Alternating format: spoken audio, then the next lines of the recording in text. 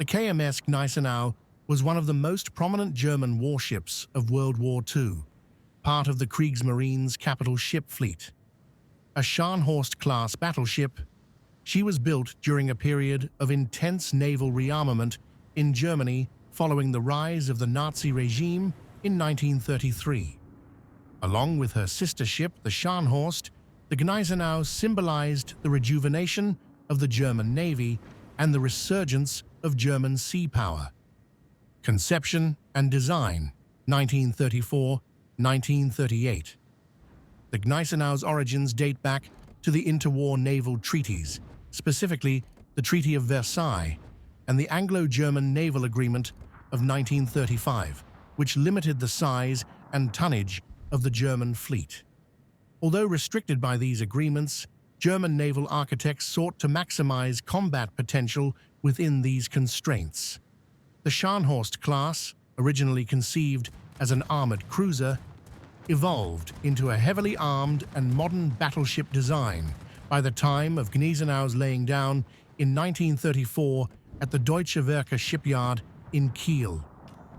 The ship was launched on December 8, 1936, and commissioned on May 21, 1938.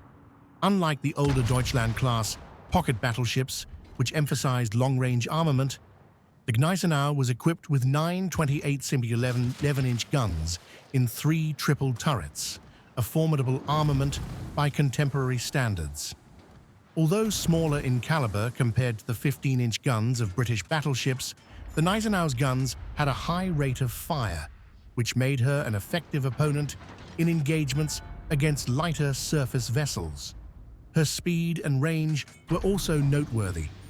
With a top speed of over 31 knots, she could outrun and outmaneuver most of her contemporaries, making her a significant threat to the slower Allied convoys and warships in the Atlantic. The Gneisenau was protected by a robust armor scheme, including a 350mm thick armored belt and reinforced turret armor. Despite these features, design compromises, particularly her smaller caliber main armament, would later prove to be a disadvantage in one-on-one battles against larger capital ships. Early operations and Atlantic raids, 1939-1941. At the outbreak of World War II, Gneisenau and her sister ship Scharnhorst formed the core of Germany's surface raiding strategy. Initially tasked with operations in the Baltic and North Sea, their first major action was the invasion of Norway in 1940, Operation Weserübung. In this campaign, Gneisenau engaged British forces, including the aircraft carrier HMS Glorious, which she and Scharnhorst managed to sink after a fierce engagement on June 8, 1940. Following the Norwegian campaign, the two battleships shifted their focus to the North Atlantic.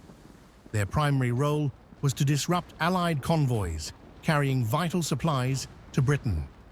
From January to March 1941, Gneisenau and Scharnhorst embarked on one of the Kriegsmarine's most successful surface raiding operations, known as Operation Berlin. Under the command of Admiral Günther Lütjens, they intercepted and sank numerous merchant vessels and effectively evaded British attempts to track them down. The success of Operation Berlin marked the zenith of Gneisenau's career. Together, the two ships managed to sink over 22 merchant ships, totaling approximately 115,000 tons of shipping, inflicting significant disruption to British supply lines. However, the operation highlighted a major flaw in Gneisenau's design. Her guns lacked the range and firepower to comfortably engage larger warships like British battleships.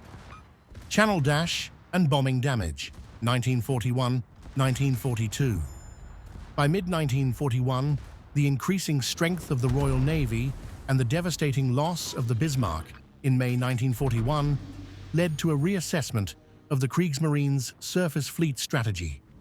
No longer deemed effective as raiders in the Atlantic, Gneisenau and Scharnhorst were recalled to occupied France to serve as part of the German naval force aimed at deterring British operations in the Channel.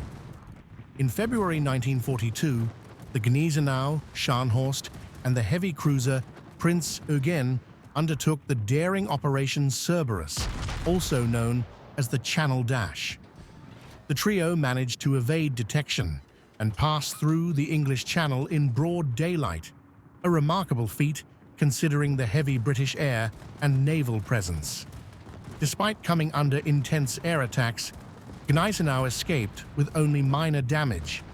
However, only a month later, on the night of February 26, 1942, Gneisenau suffered a severe setback when she was heavily damaged during an RAF bombing raid while docked at Kiel. An 1,000-pound bomb penetrated her forward magazine, causing a catastrophic explosion that left the ship badly crippled. Reconstruction and abandonment, 1942-1943. After the bombing, Gneisenau was taken to the port of Gottenhafen, now Gdynia, Poland, for extensive repairs and a proposed upgrade to mount 638 cm 15-inch guns instead of her original 11-inch armament. This refit would have made her more formidable, placing her on par with the more modern Allied battleships. However, the extensive damage and changing strategic priorities delayed the process. In 1943, with the tide of war turning against Germany and resources increasingly diverted to the U-boat campaign and the Eastern Front, the Kriegsmarine decided to halt Gneisenau's repairs indefinitely. The ship was decommissioned and eventually stripped of her armaments. As a final act, the hulk of Gneisenau was scuttled at the entrance to Gottenhafen harbor in March 1945 to block the advancing Soviet forces. Legacy and conclusion.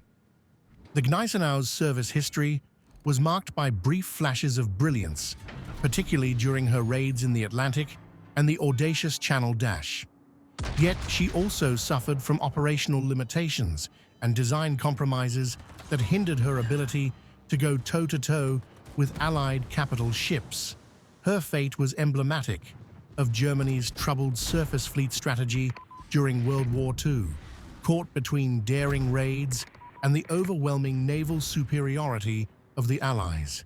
Despite her early promise, Gneisenau ended her days as a static blockade ship, a far cry from the formidable surface raider envisioned by her designers. Nonetheless, her story remains a testament to the ambitions and limitations of the Kriegsmarine's surface fleet during the tumultuous years of